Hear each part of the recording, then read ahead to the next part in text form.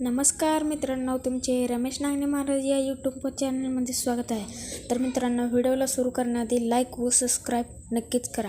तर मित्रांनो, आपल्या मोरेवाडी शाळेतील दिंडी आपल्या मंदिरास भेट द्यायला येणार होती। हा पहा त्यांचा व्हिडिओ।